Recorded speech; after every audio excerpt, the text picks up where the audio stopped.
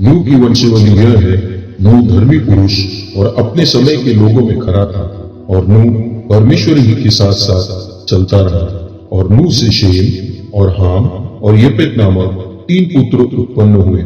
उस समय पृथ्वी परमेश्वर की दृष्टि में बिगड़ गई थी और उपद्रव से भर गई थी। और परमेश्वर ने पृथ्वी पर जो कुछ दृष्टि की तो क्या देखा कि वह बिगड़ी हुई है, क्योंकि सब प्राणियों ने पृथ्वी पर अपना अपना चाल चलन बिगाड़ लिया था। फिर जब मनुष्य भूमि के ऊपर बहुत बढ़ने लगे और उनकी बेटियां उत्पन्न हुई, तब परमेश्वर के पुत्रों ने मनुष्य की पुत्रियों को देखा कि वे सुंदर है, और उन्होंने जिस जिसको चाहा उनसे विवाह कर लिया।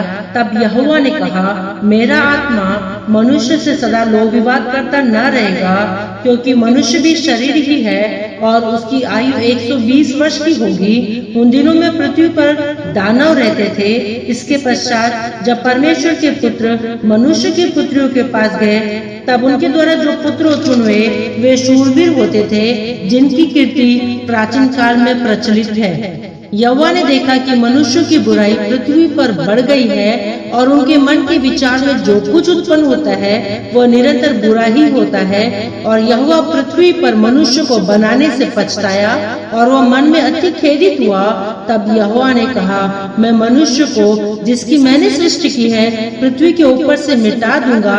क्या मनुष्य, क्या पशु, क्या रेंगने वाले जंतु, क्या आकाश के पक्षी, सबको मिटा दूंगा, क्योंकि मैं उनके बनाने से पछताता हूँ।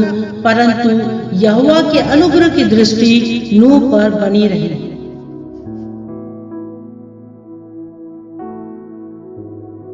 सुन, सब प्राणियों के अंत करने का प्रश्न मेरे सामने आ गया है, क्योंकि उनके कारण पृथ्वी उपद्रव से भर गई है। इसीलिए मैं उनको पृथ्वी समेत नष्ट कर डालूंगा। इसीलिए तू गोपेर वृक्ष की लकड़ी का एक जहाज बना ले, उनमें कोठरियां बनाना और भीतर बाहर उस पर राल लगाना। इस ढंग से तू उसको बनाना। जहाज की लंबाई 300 हाथ, चौड़ाई 50 हाथ और ऊंचाई 30 हाथ की हो। जहाज में एक खिड़की बनाना और उसको एक हाथ ऊपर से इसकी छत बनाना, और जहाज की एक और एक द्वार रखना, और जहाज में पहला, दूसरा और तीसरा खंड बनाना। और सुन, मैं आप पृथ्वी पर जल प्रलय करके सब प्राणियों को जिनमें जीवन का प्राण है आकाश के नीचे से नष्ट करने पर हूँ, और सब जो पृथ्वी पर है मर जाएंगे। परंतु तेरे संग मैं वाचा बांधता हूँ, इसीलिए तू अपने पुत्रों, स्त्री और बहुओं समेत जहाज में प्रवेश करना, और सब जीवित प्राणियों में से तू एक एक जाति के 2-2 अर्थात एक नर और एक मादा जहाज में ले जाकर अपने साथ जीवित रखना। एक एक जाति के पक्षी और एक एक जाति के पशु और एक एक जाति के भूमि में रेंगने वाले सब में से 2-2 तेरे पास आएंगे, कि तू उनको जीवित रखे। और भांति भांति का भोजन पदार्थ जो खाया जाता है उनको तू लेकर अपने पास इकट्ठा रखना, जो तेरे और उसके भोजन के लिए होगा। परमेश्वर की इस आज्ञा के अनुसार नूह ने किया।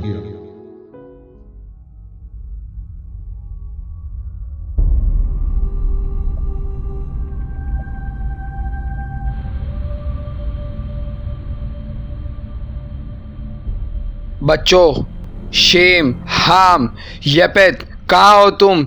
यहाँ आओ। जी पिताजी। आज परमेश्वर ने मुझसे बातें की है। मेरे परमेश्वर ने आपसे बातें की है? हाँ। क्या मेरे यहोवा ने आपसे बातें की है? बच्चों, बच्चों, जरा यहाँ आना। जी माँ जी। क्या हुआ माँ जी? देखो, परमेश्वर ने इनसे बातें की है। परमेश्वर ने बातें की हैं? जी हाँ।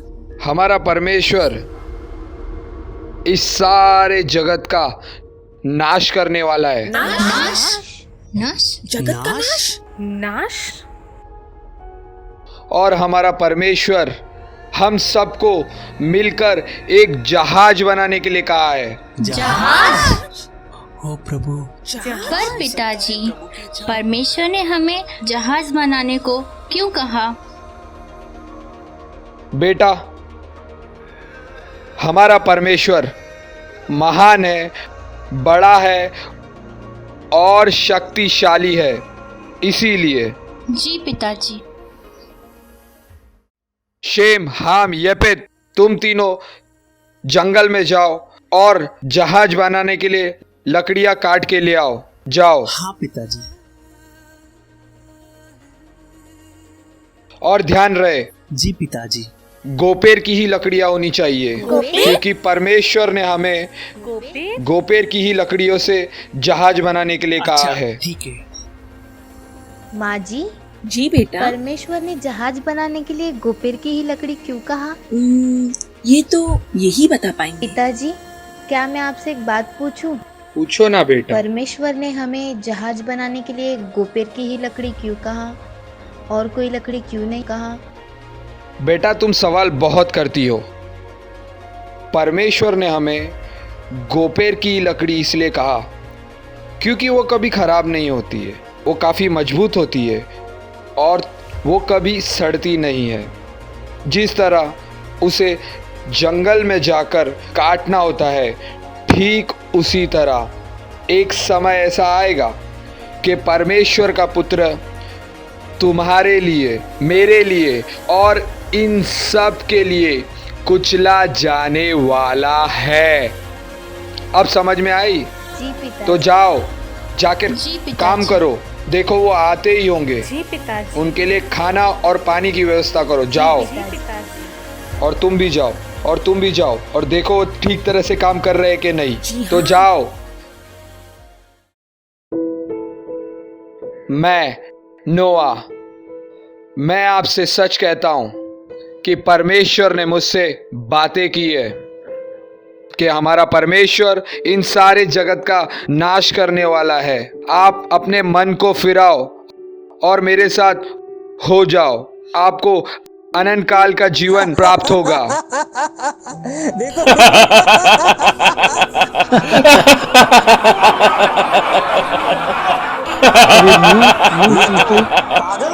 पागल तो नहीं हो गया? लगता है मुंह पागल हो गया। रुको रुको मेरी भाइयों और मेरे बहनों, ये कहता है वर्षा होगी, वो भी इस मौसम में। ये होने से तो रहा, और वर्षा कैसे होगी? अरे ये तो कह रहा है कि जल प्रलय होगा। प्रलय नहीं होगा, यही प्रलय हो जाएगा। मुंह पागल हो गया है। चलो चलो, इसको इसके हाल पे छोड़ के चलो। ये तो पागल हो गया है। इसको इसके हाल पे देखो छोड़ के चलो। पागल को देखो।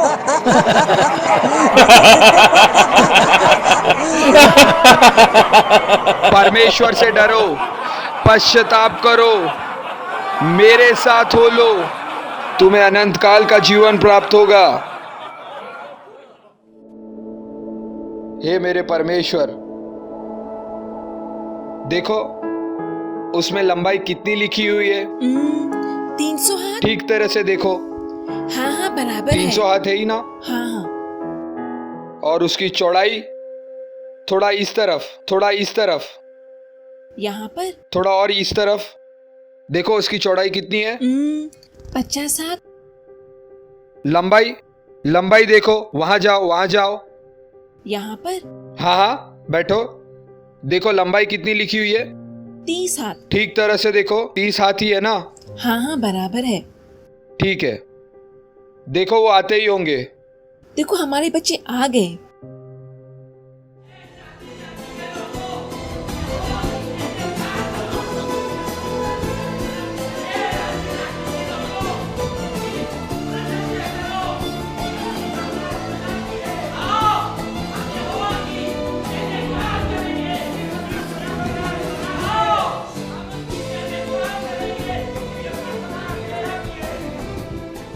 गोपेर की ही लकड़ियां ले आए हो ना। हाँ पिताजी। एक एक लकड़ियों को ठीक तरह से नाप कर लगाना। ठीक है। इसे लेकर आओ, जल्दी लेकर आओ, बहुत काम बाकी है। जी पिताजी। जल्दी लाओ। शेम ध्यान दो, संभाल के पकड़ो। शेम यहां से सबको हटाओ। शेम ये पे तुम उस तरह से पकड़ो, संभाल के देखो किसको लगे नहीं।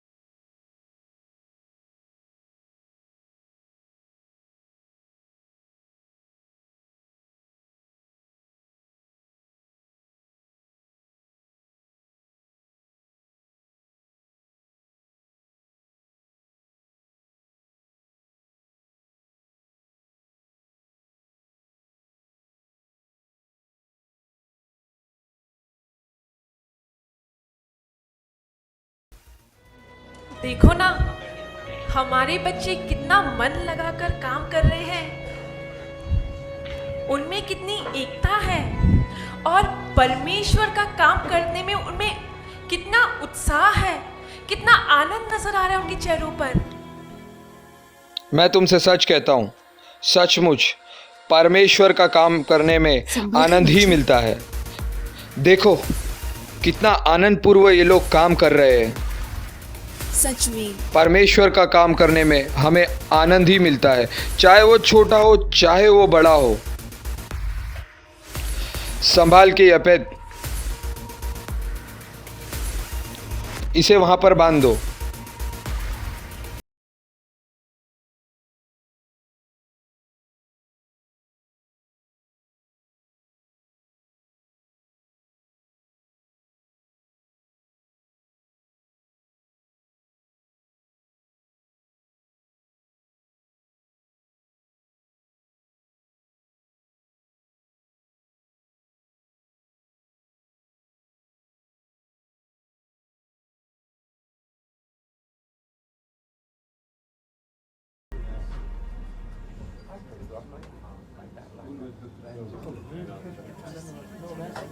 शेम थोड़ा आगे लो, आराम से।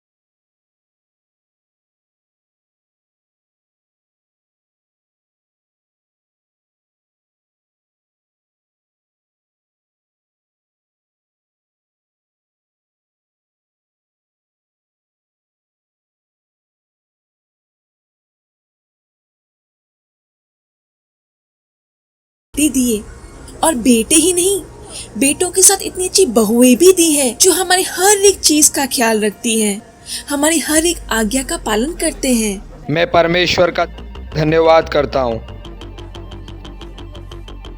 कि परमेश्वर ने मुझे इतने अच्छे बेटे और बहुओं से आशीष किया है। धन्यवाद हो परमेश्वर। धन्यवाद प्रभु। मैंने कितने बच्चों को देखा है जो अपने माँ बाप को छोड़कर चले जाते हैं, जो अपने माँ बाप के साथ नहीं जाना पसंद करते, अपने माँ बाप से बात करना पसंद नहीं करते।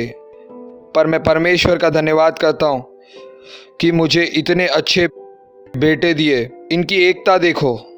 धन्यवाद प्रभु। मैं सारी महिमा प्रभु को देता हूँ। संभल कर बच्चों।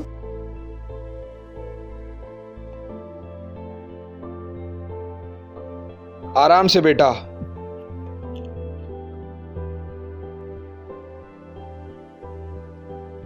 संभल कर बच्चों।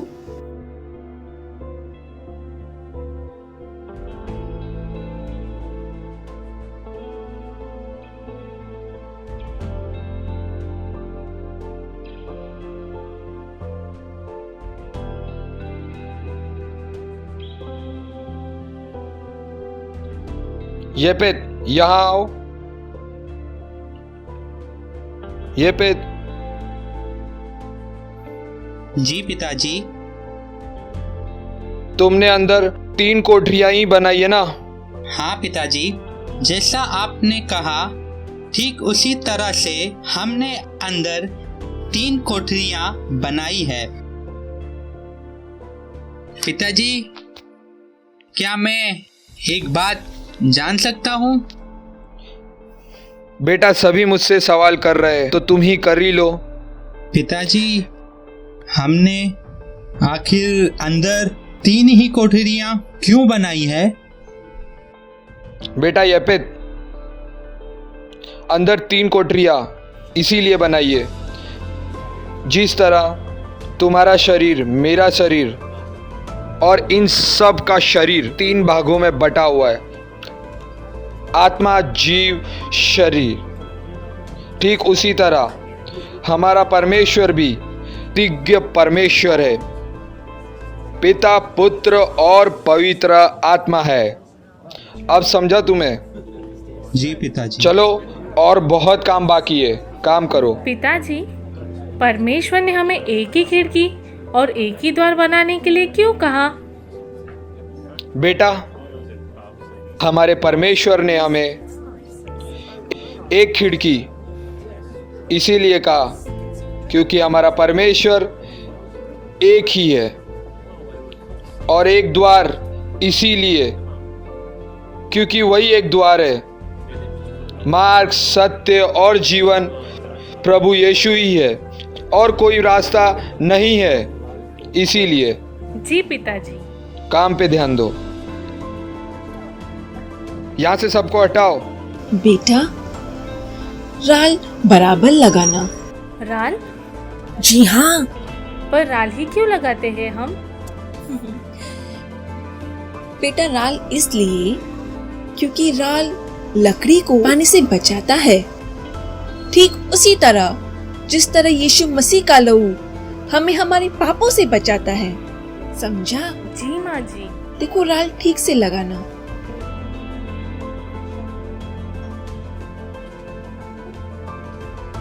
शेम, हाम, चलो, हमें पशु और पक्षियों को ले आना है।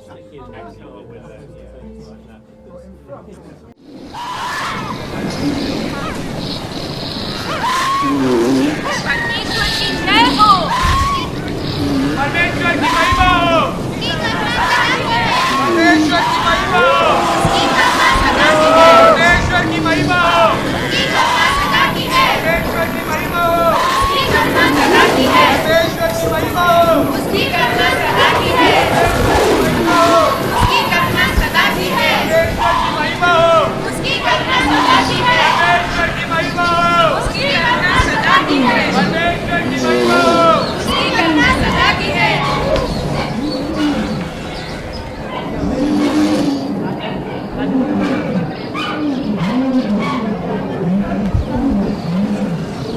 देखो, संभाल के बच्चों, संभाल के सबको अंदर लेके जाओ।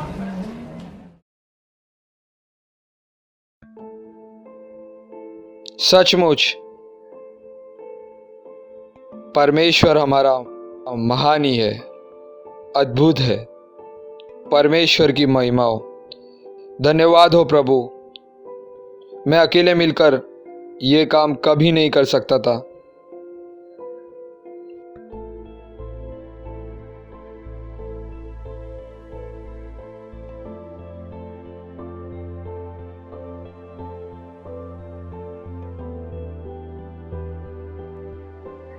परमेश्वर की महिमा हो। परमेश्वर की महिमा हो। परमेश्वर की महिमा हो।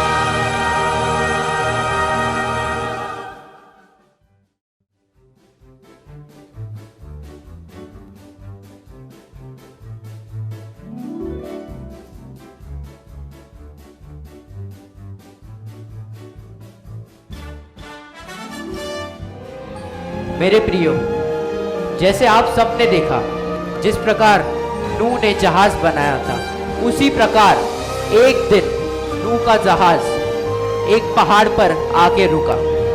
वो ठीक 7 महीने 17 हफ्तों बाद ही रुका था।